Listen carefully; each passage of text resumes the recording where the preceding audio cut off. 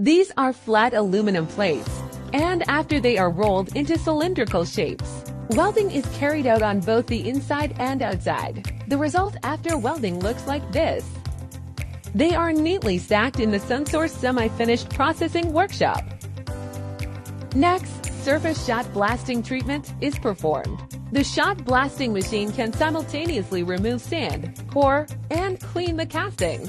One shot blasting cycle takes 10 minutes, and the master will also perform fine finishing on the aluminum cans after shot blasting. After the treatment, the aluminum cans are smoother and flatter,